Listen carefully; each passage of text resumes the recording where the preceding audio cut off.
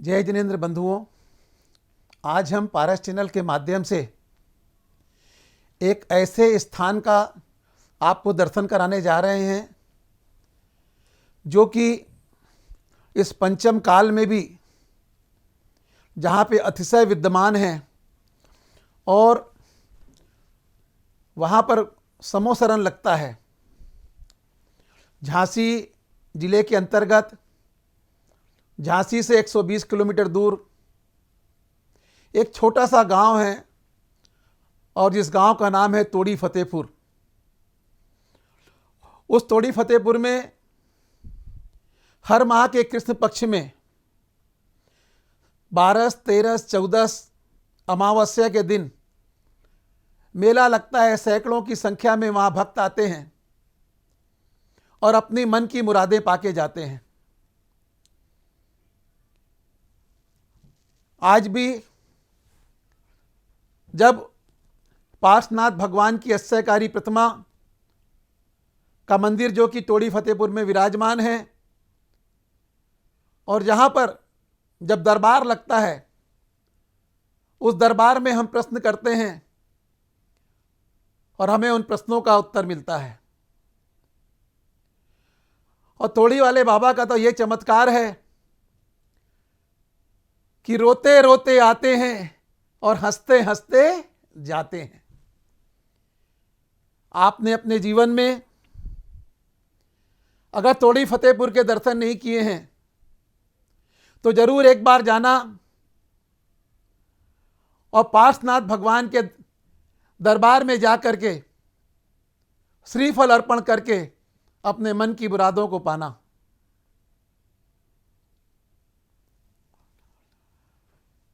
एक ऐसा दरबार जहां सब बीमार व्यक्ति आता है वो स्वस्थ होके जाता है, जो लंगड़ा के आता है वो चल के जाता है। कहते हैं किसी का कैंसर ठीक हो रहा है, कई प्रकार की आदि व्याधि दूर होती है। ऐसा दरबार तोड़ी वाले बाबा के दरबार में आप जरूर आएं और आइए हम वहाँ तोड़ीपुर वाले बाबा के प्रवचन और आपको वहाँ के दर्शन कराते हैं पारस चैनल के माध्यम से। आप देखते रहिए तोड़ी वाले बाबा अस्सयकारी भगवान पार्श्वनाथ भगवान के दर्शन कर अपने जीवन को धन्य करें। जय जिनेंद्र। उत्तर प्रदेश के जिला झांसी में मऊरानीपुर के समीप स्थित अतिशय क्षेत्र तोड़ी फतेहपुर एक ऐसा अद्भुत क्षेत्र है जहां देवभूत अतिशयों का आज भी प्रत्यक्ष देखा एवं अनुभव किया जा सकता है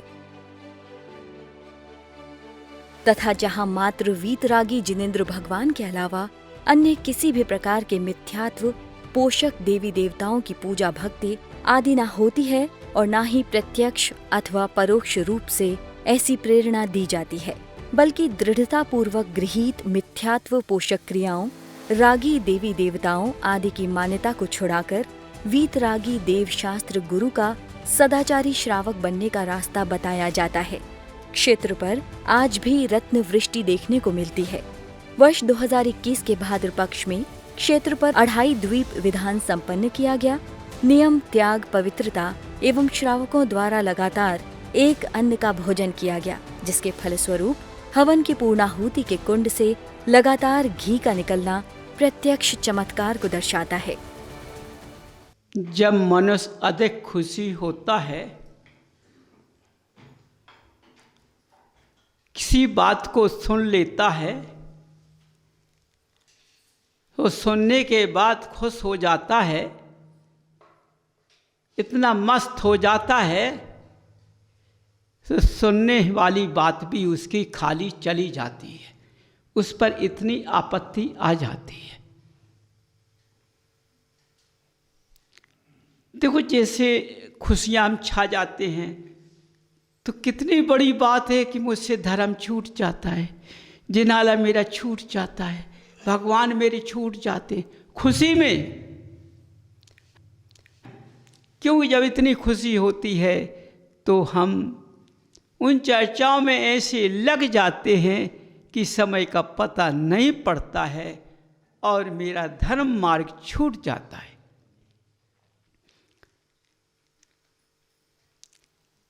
आपत्ति जब आती है तो कसाई दौड़ता है। क्या कसाई दौड़ता है? कि भगवान ने मेरी रक्षा नहीं की है, भगवान ने ऐसा कार्य नहीं किया, अब हम जिनालय नहीं जा सकते। बंधुओं, तुम्हारी भावना कैसी हो गई है? क्या हम आपसी मतभेद के कारण, आपत्ति के कारण मैं तीन लोक के नाथ से त्याग कर दूं? यदि मैंने तीन लोक के नाथ का त्याग कर दिया है तो इस भरत भूमि पर बचा मेरा क्या है? तुम तो और घोर आपत्ति में आ चुके हो। तुमको कौन संभाल सकता है? समझो, आपत्ति में तो भगवान की याद आना चाहिए, मतभेद में भगवान की याद आना चाहिए, लेकिन जरा सी कलह के कारण भगवान का त्याग कर देते हैं मनुष्य।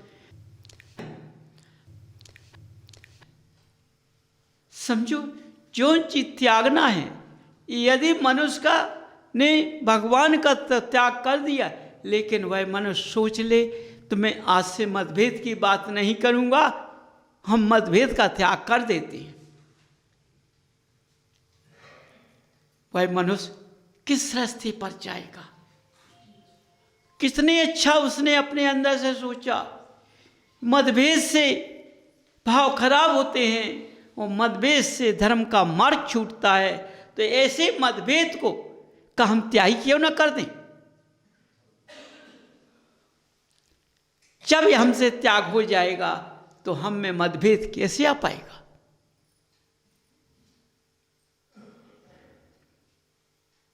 बंधुओं, मतभेद इतनी बड़ी बात नहीं है जितनी तुमने बनाकर रखी है। लेकिन हां, प्रश्न है, उस प्रश्न के अनुसार मतभेद बड़ा हो गया है।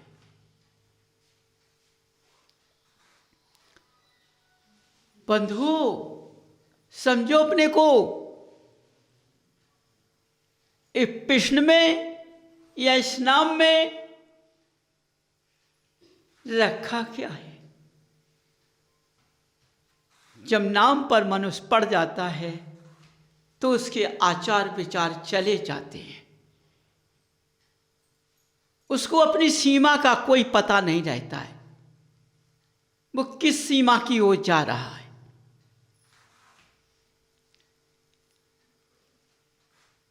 कृष्ण नाम में रिश्ते भी खत्म हो जाते, व्यवहार खत्म हो जाता है। क्यों? नाम की पड़ गई है, सारे व्यवहार खत्म हो गए, रिश्ते खत्म हो गए। इससे क्या हो गया? बंध बंधने लगा है, आगे का बंध बंधने लगा है। जब ये बंध बन जाएगा तो ये जीव की पर्याय कभी सुधर नहीं सकती है, क्योंकि ये जब जीव जन्म लेगा तो बंध के अनुसार चलेगा, बदले की भावना सोचेगा और बदले की भावना की सोच के अनुसार चलेगा। जब तक इसकी बदले की भावना पूर्ण नहीं हो पाएगी, जब तक ये जीव रह नहीं सकता है। समझो, तो आगे बढ़ेगी कि घटेगी? बढ़ेगी। देखो, रास्ता आगे बढ़ गया है, घटा नहीं है। समझो, घटा नहीं है। बेर कभी घटता नहीं है, बढ़ता है। वो इतने अंत पे पहुंच जाता है की समाप्ति का समय आ जाता है। हो सकता है कि बैर करने वाला व्यक्ति धर्म का मार्ग भूल जाए और जिस पर वार कर रहा है यदि वो धर्म का मार्ग पकड़ ले तो बैर कट जाएगा। उस बैरी को नीचे गिरना पड़ेगा, वो ऊंचे उठ जाएगा। समझो, कभी भी आज मनुष्य गति में हमने जो जन्म लिया है बैर कसाय के लिए नहीं लिया है, बुरी भावना के लिए नहीं लिया है। मैंने जन्म लिया है तो कुल को पाकर के जन्म मरण का चक्कर छुटाने के लिए जिस कुल में हमने जन्म लिया है उस कुल के मार्ग पर चलना है। उस कुल में क्या मिलेगा? दीवादिदीव अरंती मिलेगी। समझो, कोई नहीं मिलेगा, यही मिलेगी। ये कितनी शांत मुद्रा से बैठे हुए हैं। ये तीन लोक के नाथ कहलाते हैं। तीन लोक में कितने जीवों की संख्या होगी और उसके नाथ कहलाते हैं। समझिए, हर जीव प्राणी मात्र के नाथ कहलाते हैं। इनने इस पद को कैसे धारण कर पाया? देखो, जब तुम्हारा 10 लक्षण पर्व आता है तो पहला प्रश्न क्या है? उत्तम क्षमा। जिस प्राणी मात्र के अंदर यदि उत्तम क्षमा माने दूसरों के ऊपर क्षमा के भाव रखता है, अपने अंदर शांति प्रतीक रखता है, तो उसके अंदर कटुता नहीं आ सकती है। उसके अंदर उसके स्वभाव में या उसके अंदर से उसकी भावना गलत नहीं हो पाएगी। क्यों? शांति का प्रतीक ठंडा होता है। इतना ठंडा होता है कि क्रोध जानता ही नहीं है। समझो, क्रोध अग्नि का पुंज होता है। समझिए बंधु, अग्नि अपनी तेजता से सबको जला देती है।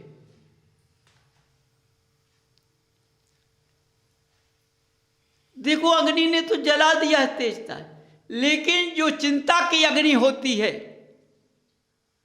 उस शरीर को जलाती है। बंधु, उस अग्नि में, इस अग्नि में कितना भेद है। उसमें ज्वाला लहराती है, उस अग्नि की ज्वाला लहराती है, दिखती है। चिंता की अग्नि मुर्दा की ओर ले जाती है। क्योंकि जब चिंता में वो मनुष्य पड़ गया, सोच में पड़ गया, तो उसको कोई दिखाई नहीं देता है। उसी चिंता में डूब जाता है और डूबते डूबते उस चिंता में अपने शरीर को चिता से बना लेता है। बंधु, उस चिंता से मिला क्या है? ऐसी चिंता को तुमने अपने अंदर विराजमान कर लिया, इस चिंता को, तो इसमें मिला क्या है? तुमने जितना ज्ञान लिया, जितना धर्म किया, कुछ भी किया, तप किया, यदि तुमने चिंता को नहीं छोड़ पाया बंधुओं, तो न तुमने तप किया है, न जिनालय में तुमने दर्शन किया है।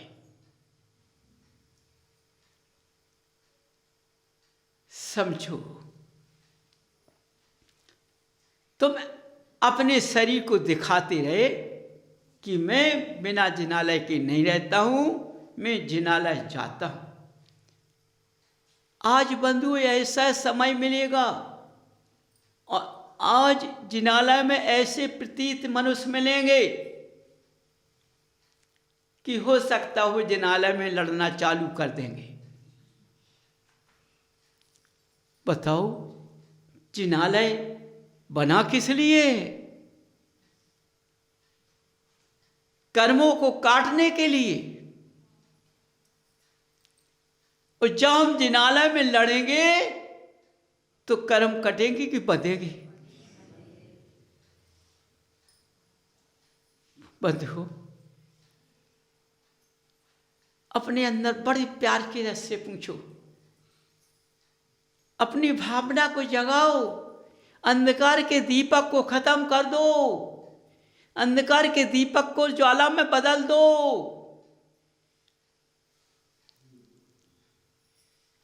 कि हमें अपने अंदर ज्वाला कैसी जलाना है। प्राणी मात्र को अपने अंदर ज्वाला कैसी जलाना है?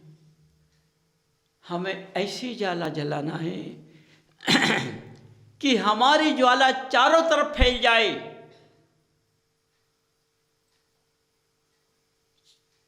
चारों तरफ, और अंधकार का विनाश हो जाए। देखो, उस ज्वाला में तुम कैसे दिखोगे? कैसी मुद्रा में दिखोगे? मुस्कुराते हुए। जब शरीर पर मुस्कान होती है तो चेहरा का रूप बदल जाता है।